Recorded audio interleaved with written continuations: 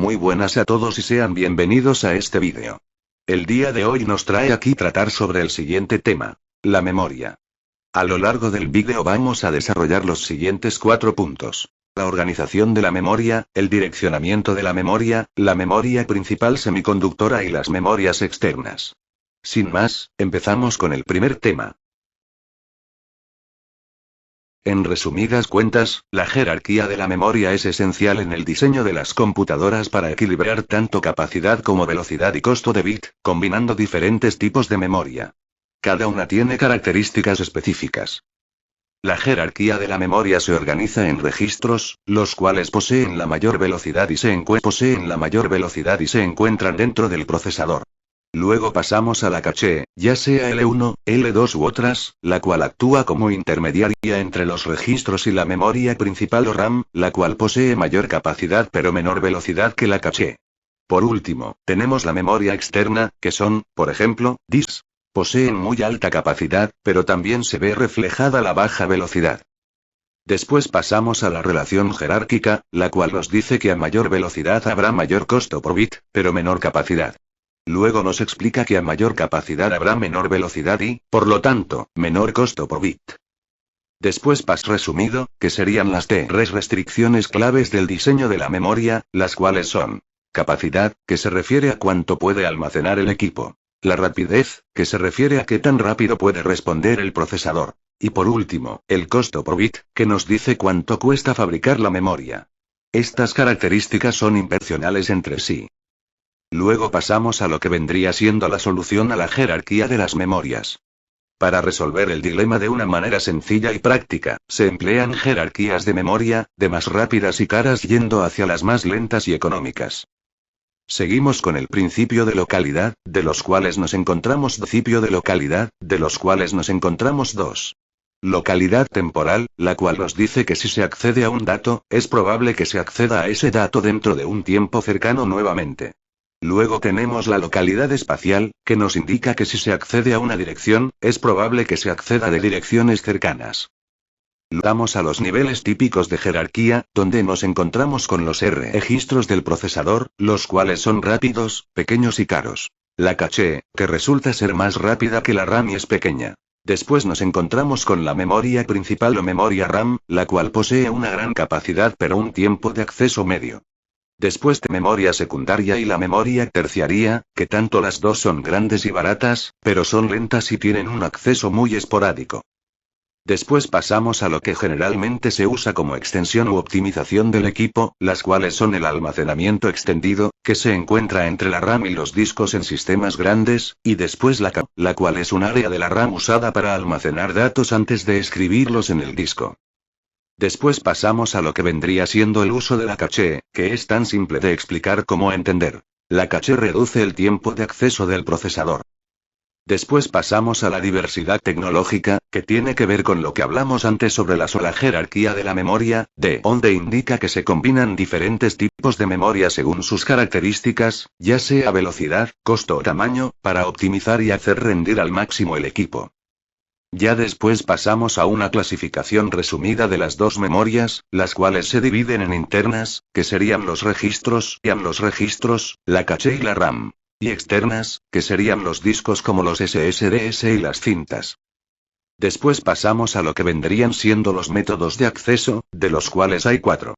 Tenemos el acceso secuencial, el cual indica que la lectura se realiza en orden, como por ejemplo las cintas.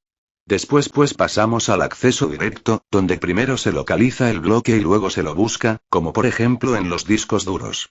Luego pasamos al acceso aleatorio, que vendría siendo un acceso directo a cualquier dirección, como lo hace la RAM.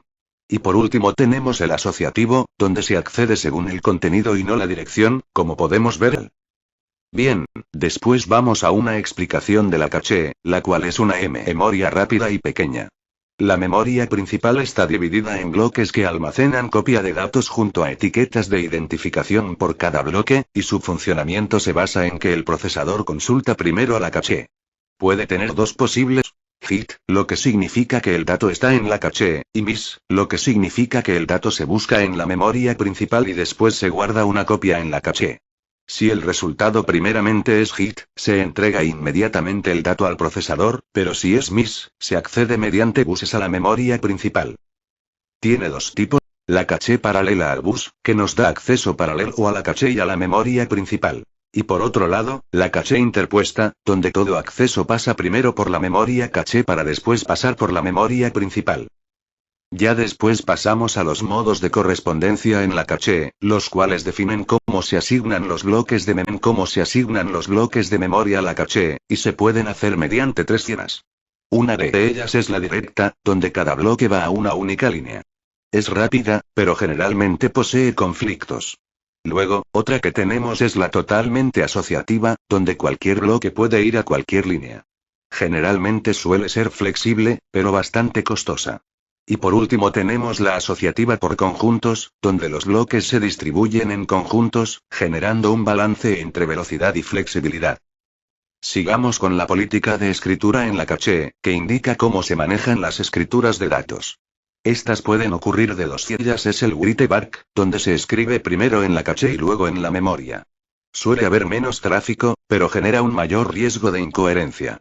Luego tenemos el write through, donde se escribe en la caché y en la memoria al mismo tiempo, dándonos más seguridad pero mayor tráfico. Pasamos a la coherencia de la caché, la cual consiste en mecanismos para evitar inconsistencias en sistemas donde haya más de un procesador, o bien llamados multiprocesador. Seguimos con los algoritmos de reemplazo, los cuales son estrategias para decidir qué bloque podemos sacar para reemplazar en la caché, ya sea porque ésta está llena o porque queremos reemplazar un archivo que ya sirve. Una de las principales políticas es el FIFO, First In First Out, la cual reemplaza el bloque más antiguo y suele ser simple de implementar.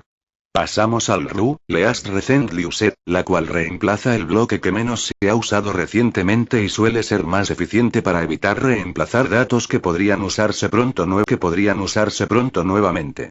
Seguimos con Random, donde se elige aleatoriamente un bloque a reemplazar. Suele ser bastante rápido y barato, pero menos eficiente.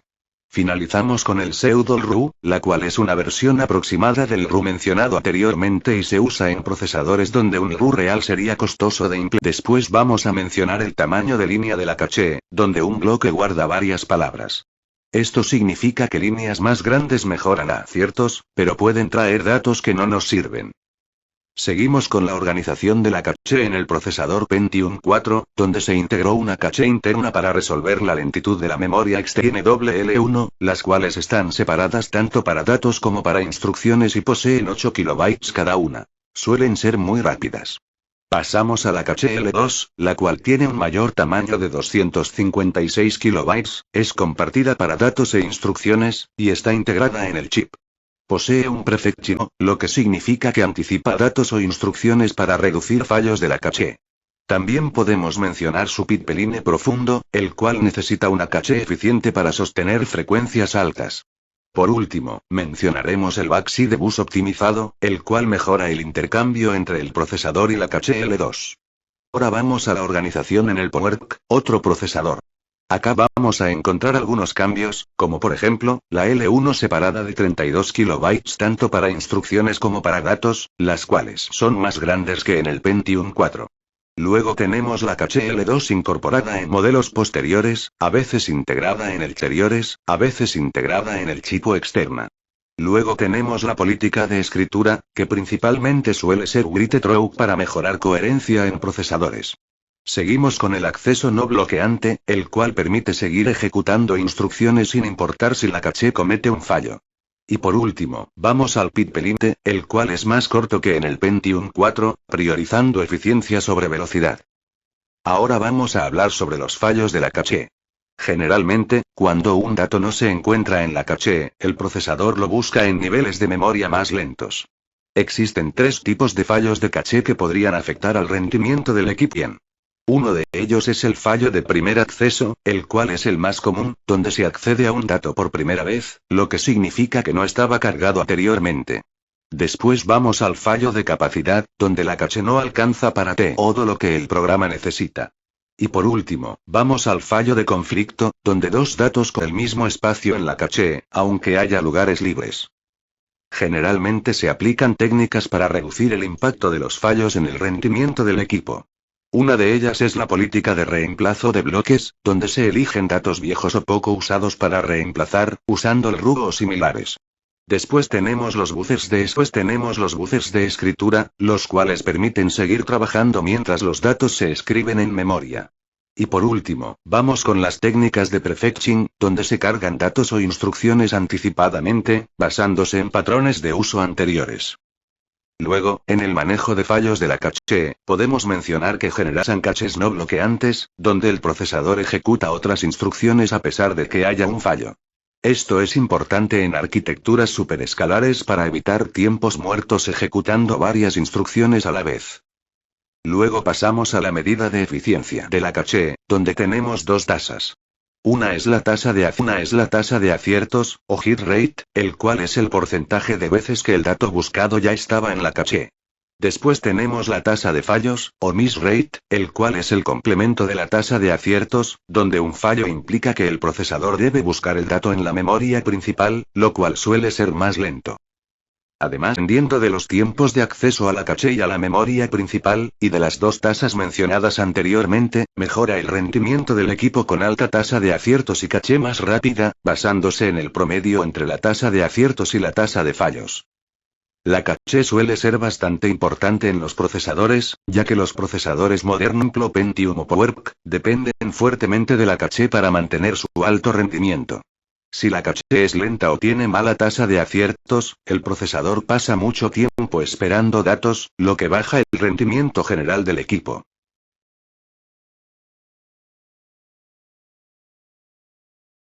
Ahora vamos a hablar sobre el direccionamiento de la memoria. El direccionamiento es el mecanismo que usa una instrucción para acceder a un dato que necesita para ejecutarse. A ese dato lo llamamos operando. Para aclarar, una instrucción es simplemente una orden que se le da al procesador para que la ejecute. El operando puede estar en la misma instrucción, en un registro del procesador, o en una dirección de memoria. ¿Y para qué necesitamos el direccionamiento? Porque las instrucciones tienen poco espacio para guardar datos, así que se necesitan técnicas para poder acceder a ellos de otras zonas. Veamos los modos de direccionamiento, es decir, las formas que tiene una instrucción para acceder a un operando.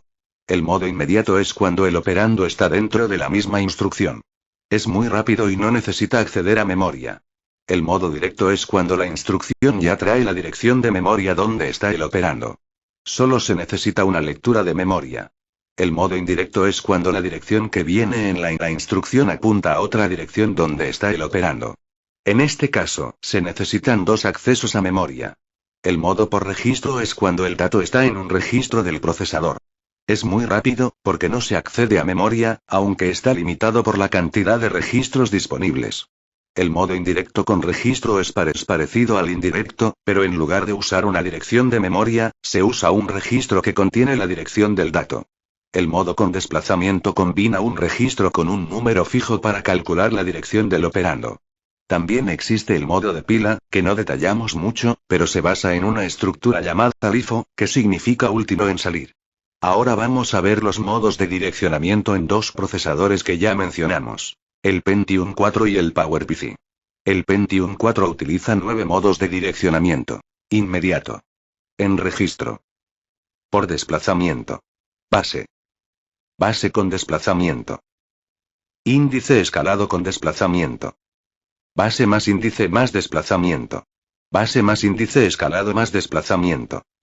Y relativo. En el modo inmediato, como dijimos antes, el operando está en la instrucción. En el modo en registro, el operando se encuentra en un registro de 8, 16 o 32 bits. El modo por desplazamiento usa un valor fijo dentro de la instrucción, que se suma a un segmento. El modo base usa un registro que contiene directamente la dirección efectiva. El modo base con desplazamiento suma un número al contenido de ese registro base. El índice escalado con desplazamiento multiplica un registro por un valor y luego le suma un número fijo. En el modo base más índice más desplazamiento, se suman los valores de un registro base, un índice y un desplazamiento. En el modo base más índice escalado más desplazamiento, es igual al anterior, pero el índice se multiplica por un factor de escala. Y finalmente el modo relat suma un desplazamiento al contador de programa, especialmente útil para saltos o bucles. Ahora pasamos al PowerPC, que usa solo dos modos principales. El primero es el modo indirecto con desplazamiento, que suma un número fijo de 16 bits al contenido de un registro base, y ese registro se puede actualizar. El segundo es el modo indexado indirecto, donde se suman dos registros, el base y el índice, para obtener la dirección final. Veamos ahora cómo es el formato de las instrucciones en el Pentium. Las instrucciones pueden tener varios componentes. Primero están los prefijos, que son opcionales, y pueden modificar el comportamiento de la instrucción. Por ejemplo, el prefijo loc asegura el acceso exclusivo a memoria compartida. Los prefijos rep, repe, revz, revne o revnz repiten una operación, como cuando se procesan cadenas, usando un registro como contador. Luego está el segmento explícito, que indica qué segmento de memoria se va a usar. Prefijos para cambiar el tamaño de la dirección o del operando, que puede ser de 16 o 32 bits. Después tenemos el CODOP o código de operación, que ocupa 1 o 2 bytes, y le dice al procesador qué hacer. Luego está el byte mod RM, que indica cómo se accede a los operandos, y tiene tres campos. Mod, rego CODOP, y RM. Rego CODOP, y RM. Este byte ayuda a definir si se usa memoria o registros, y cómo se calcula la dirección. Si la instrucción es más compleja, puede usar un byte adicional llamado S'(B), que significa escala, índice y base. Este byte se usa mucho para manejar estructuras grandes. También puede haber un desplazamiento a la dirección, y puede tener distintos tamaños, de 8, 16 o 32 bits. Y por último, puede haber un valor inmediato, que es un número incluido dentro de la instrucción. Ahora pasamos al formato de instrucciones del PowerPC. Estas instrucciones tienen una estructura muy regular. El código de operación ocupa 6 bits. Los registros se representan con 5 bits, y se usan 32 registros en total. Esta regularidad en la estructura hace que sea más fácil ejecutar y decodificar las instrucciones. Las instrucciones de salto y bifurcación tienen varios campos. Por ejemplo, el bit de enlace guarda la dirección de retorno. El bit absoluto dice si el salto es absoluto o relativo.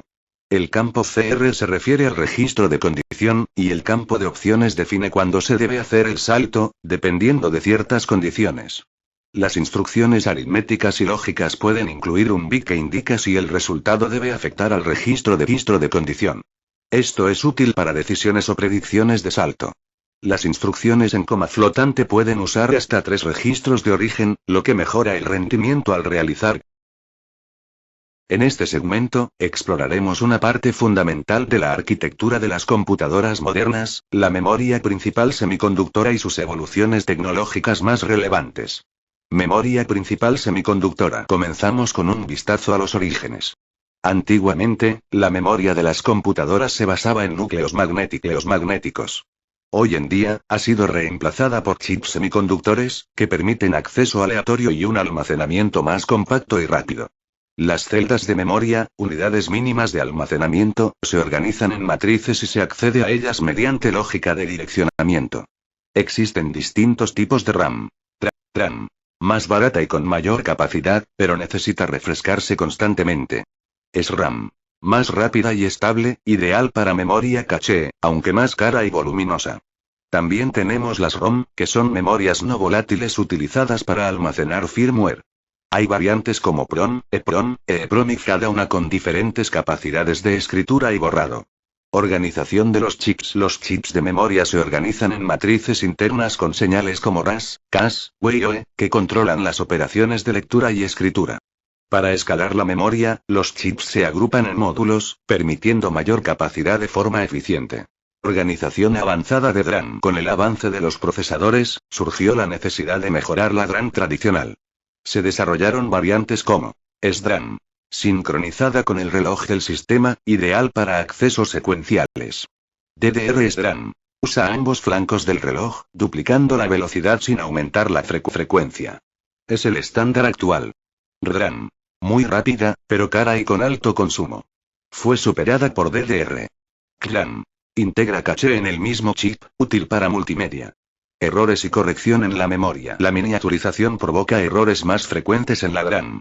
Estos pueden ser permanentes o transitorios, y su corrección es esencial en sistemas críticos.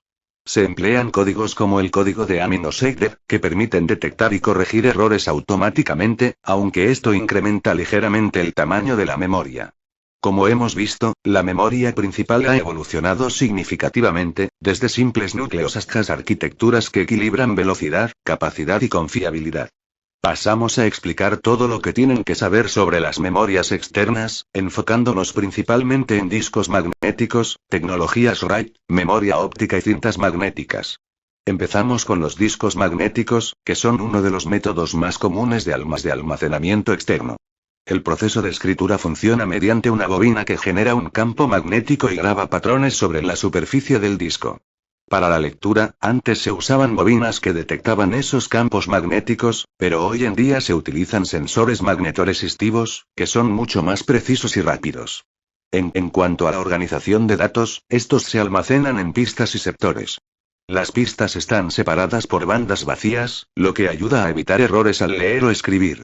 La velocidad de rotación del disco también es importante. No es la misma en todas las zonas. Por ejemplo, en las zonas externas del disco, los bits pasan rápido por el cabezal, por eso hay mecanismos que compensan esa diferencia para asegurar que la lectura y escritura sean correctas. Aquí entra en juego la tecnología CAF, que significa velocidad angular constante. El disco gira siempre a la misma velocidad, pero las pistas externas pueden almacenar más datos porque tienen mayor longitud. Vamos a un tema fundamental. RAID, que significa Redundant Array of Independent Disks. Se trata de una tecnología que usa varios discos en conjunto para mejorar el rendimiento, la seguridad o ambas cosas. Existen varios niveles de RAID. RAID 0. Divide los datos entre varios discos. Es muy rápido, pero si uno falla, se pierde todo. RAID 1. Crea una copia exacta de los datos en dos discos. Si uno falla, el otro sigue funcionando. RAID 2. Usa códigos de corrección de errores, EC, pero no es muy usado actualmente. RAID 3. Tiene un disco específico para la paridad. Aporta redundancia, aunque no es muy eficiente. RAID 4. Parecido al 3, pero distribuye la paridad entre los discos. RAID 5. Reparte los datos y la paridad en todos los discos. Es muy usado porque combina rendimiento, capacidad y seguridad. RAID 6. Como el RAID 5, pero con dos discos de paridad. Aun si fallan dos discos, los datos se pueden recuperar. RAID 10, 1 más 0. Combina RAID 1 y RAID 0.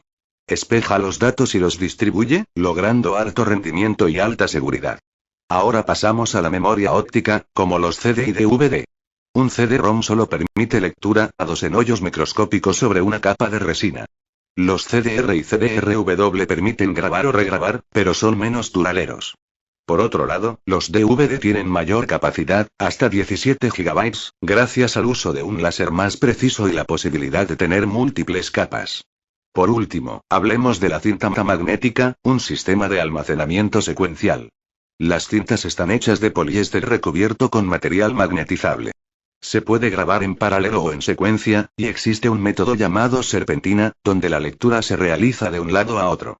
Aunque el acceso a los datos es más lento que en un disco, su bajo costo y alta capacidad la siguen haciendo útil, especialmente en backups o almacenamiento de gran volumen.